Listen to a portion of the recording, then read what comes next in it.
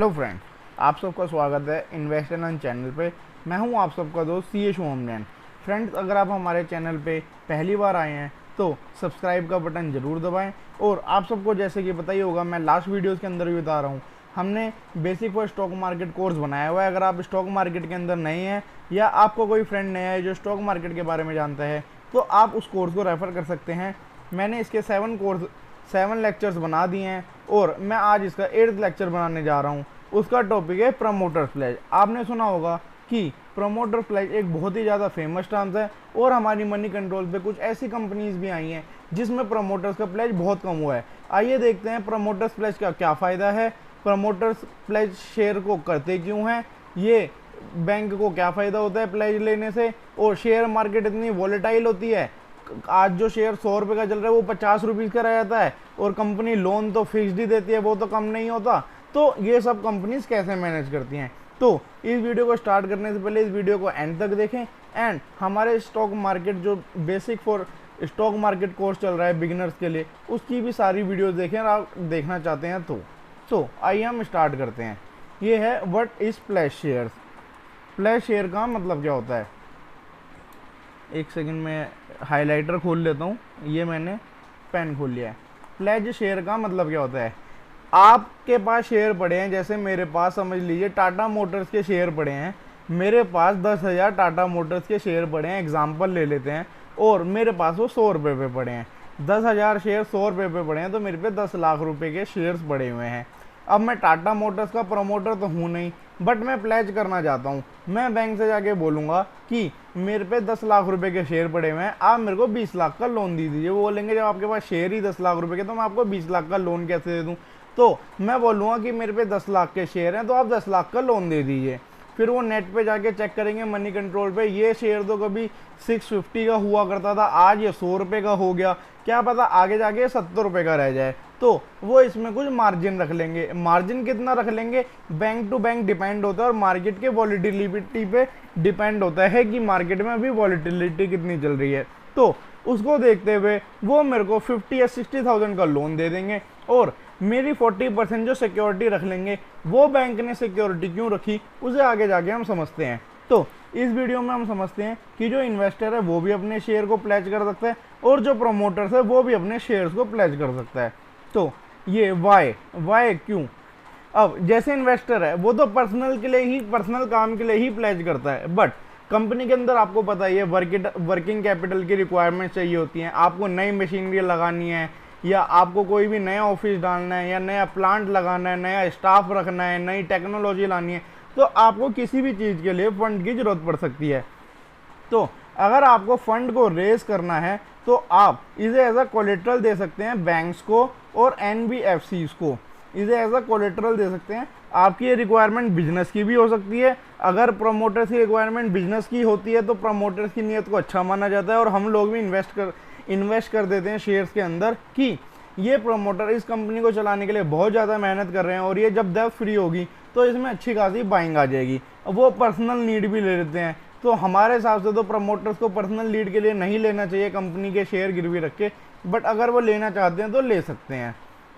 आगे, क्या ये बैंक सेल कर सकती है share pledge by the promoter. अभी हमारा आप टाटा मोटर वाला एग्जांपल याद है आपको, टाटा मोटर वाला जिसके अंदर शेयर का प्राइस कितना था 100 रुपये और मेरे को लोन कितने का मिला था 50K का। आपको याद होगा ये एग्जांपल मैंने अभी बताया था। तो अब ये देखिए, जैसे समझ लीजिए टाटा मोटर का शेयर है, गिर गया, कितने का आ गया 70 का आ गया और गिर गया, अब ये 40 रुपीज़ का आ गया। तो बैंक का फ़ोन आएगा, जो आपने सिक्योरिटी मार्जिन दिया था 50,000 का हमने लोन दिया था, 50 रुपीज़ का मार्जिन रखा था, तो बोलेंगे आप अपना मार्जिन 10,000 रुपये का पूरा कर दीजिए। तो या तो मैं उसे पूरा कर दूंगा या मैं नहीं पूरा करूंगा। अगर मेरे को भरोसा है अपने शेयर्स पे तो मैं मार्जिन को पूरा कर दूंगा। अगर मेरे को लगता है ये तो और भी ज़्यादा गिर जाएगा और मैं पैसा कहाँ से लाऊंगा, जो मैंने लोन ले रखा है मैं तो वही वापस नहीं कर पा रहा हूँ, तो मैं मार्जिन को पूरा नहीं कर पाऊंगा। अब ये देखिए, बैंक शेयर को सेल कर सकता है प्लेज अगर प्राइस उनका स्टॉक हो जाए falls closer to the value agreed in the contract. हमारी वैल्यू एग्रीड कितनी थी 50,000, 50 रुपीज़ की वैल्यू एग्रीड थी between them and the company और मेरे बीच में। Typically the amount is lent by the bank NBFC to promoter is less than the market value of the share, हमें को 10 लाख के बदले कितना लोन मिला था, 5 लाख का। आप ये याद करिए। अब हमारी बात आती है, अगर मैंने मार्जिन नहीं दिया, मेरे से मेरे को 5 लाख का लोन मिला था, मेरे स्टॉक की मार्केट प्राइस 4 लाख रह गई, तो क्या मैंने अगर 1 लाख रुपीज़ किया तो मैं सिक्योरिटी जमा कराऊंगा या नहीं कराऊंगा?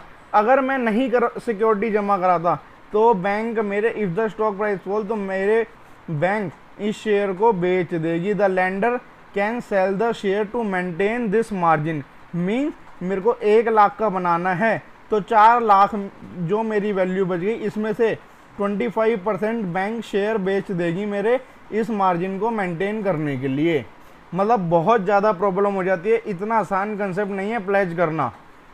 अब हमारा क्या रिस्क है रिटेल इन्वेस्टर का? अगर कोई कंपनी है जिसके अंदर प्रमोटर्स ने प्लेज कर रखा है और वो बहुत ज़्यादा मेहनत कर रहा है, मैंने सोचा था ये कंपनी जैसे ही डेब्ट फ्री होगी तो बहुत अच्छा पैसा आएगा, बट जैसे ही कंपनी लास्ट ईयर में डेब्ट फ्री होने जान रही थी, मार्केट में रिसेशन आ गया, कोविड-19 आ गया, दैट की क्या हुआ, सारी मेहनत फेल हो गई। जिस दिन लग रहा था प्लांट 100% कैपेसिटी पे काम करेगा, उस टाइम ही कंपनी फेल होने की कगार पे आ गई।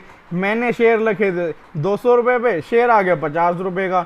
अब क्या कर रहे हैं, इससे क्या होगा, हाई प्रमोटर प्लेज वाली जो कंपनी है, अगर प्राइस कंटिन्यू टू फॉल, जो लेंडर है ना फिर सेल कर देता है शेयर। देखिए 200 का शेयर मैंने लिया था, वो कितने का रह गया, पहले ही 150 रुपये का रह गया। अब लेंडर ने क्या करा, लेंडर भी इस शेयर को सेल कर देगा, तो अब आप भी नया शेयर नहीं खरीदे, लेंडर भी 50% उसके पास है, अगर 50 में तो 25% भी बेच देगा। आपको पता है कंपनीज की मार्केट कैपिटल कितनी ज़्यादा होती है, अगर उसमें से 4-5% हिस्सेदारी एकदम गिरने को आ जाएगी तो क्या होगा, सडन सप्लाई ऑफ शेयर तो बहुत ज़्यादा बढ़ जाएंगे और कोई लेने वाला ग्राहक नहीं होगा, तो इससे क्या होगा, प्राइस बहुत ज़्यादा नीचे गिरता हुआ चले जाएगा। तो अब हमें क्या करना चाहिए, तो मैं आपको बता दूं, अगर किसी भी कंपनी ने 50% से टोटल शेयर की अगर प्लेज कर रखे हो, 50% से ज़्यादा अपने शेयर्स को प्लेज कर रखा हो, तो आप उसकी कंपनी की तरफ देखें ही मत, क्या है कंपनी कितनी भी ज़्यादा अच्छी हो। तो अब मैं आपको ले चलता हूँ हमारे मनी कंट्रोल के ऊपर। मनी कंट्रोल में 8 ऐसी नई कंपनीज आई है जिन्होंने अपना प्रमोटर्स का प्लेज जो है बहुत कम कर दिया है। ये देखिए,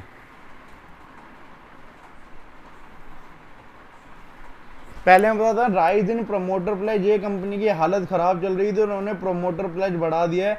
इमामी का हमें थोड़े दिनों पहले सुनने में आया था ये डेब्ट फ्री हो गई है, बट इन्होंने फिर से कोविड-19 के ख़राब हालत को चलते हुए फिर से लोन ले लिया है।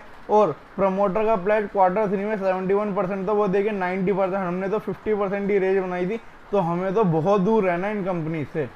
टोरेंट फार्मा की तरफ बढ़ते हैं। फार्मा सेक्टर वैसे ही बहुत ज़्यादा चल रहा है, इनका पहले 37% प्लेज था शेयर, अब वो 0% आ गया। अपोलो हॉस्पिटल का, ये भी फार्मा, मतलब फार्मा जो कंपनी बनाती है उन्हीं को दवाई को यूज़ करके पेशेंट को ठीक करते हैं, पहले इनका 70% था, अब वो 35% आ गया। 50% से नीचे हम कंसीडर कर सकते हैं। जी एंटरटेनमेंट का तो पहले ही बहुत कम था, 18 से 16 आ गया, फिर भी गुड न्यूज़ है। और स्टॉक मार्केट में ये शेयर उछाल भी मार ही रहा है। ये बॉम्बे बुरमा 2.27 से 1% से भी नीचे आ गया है, बहुत कम प्रमोटर था, ना के बराबर था। यूबी स्पिरिट का डीलिस्ट हो रही है कंपनी, वेदांता की डीलिस्टिंग के ऊपर एक मैंने पूरा वीडियो बनाया हुआ है, उसे आप देख सकते हैं जाके। 2.42 था, 1.19 आ गया। एशियन पेंट सबसे बेस्ट कंपनी है पेंट्स के अंदर, इसका 12% था, 11% आ गया। Tata steel one of the most good company, 3.5%, 3.37 आ गया। और ये देखिए 42.89% करेक्ट हो चुके हैं, और जील 60% करेक्ट हो चुका है। अब हमें खाली इसी बेसिस पे शेयर को नहीं खरीदना है, जैसे कि मैंने आपको लास्ट RSI की वीडियो बनाई थी, MACD की बनाई थी, ये सब एक इंडिकेटर हैं। अगर इस मार्केट में कुछ अच्छा होता है तो आप एक पॉइंट पे जाके बाय कर सकते हैं, रेजिस्टेंस और सपोर्ट पे, और MACD का आप स्टॉप लॉस लगा सकते हैं। 10-12 पॉइंट बन जाए तो उन्हें लेके अपना जीवन को अच्छी तरह व्यतीत कर सकते हैं। तो थैंक यू फ्रेंड, मैं आशा करता हूं कि आप सबको प्रमोटर प्लेज का शेयर समझ आ गया होगा। अगर आपकी नज़र में भी कोई ऐसी कंपनी जिसके अंदर आपने पोर्टफोलियो में ऐसी कोई कंपनी है जिसमें 50% से ज़्यादा प्लेज है या 1% का भी प्लेज है, तो कमेंट बॉक्स में कमेंट करके बताएं कि मेरी पोर्टफोलियो में भी एक ऐसी कंपनी है जिसमें प्लेज हो रखा है। तो thank you friend, bye bye.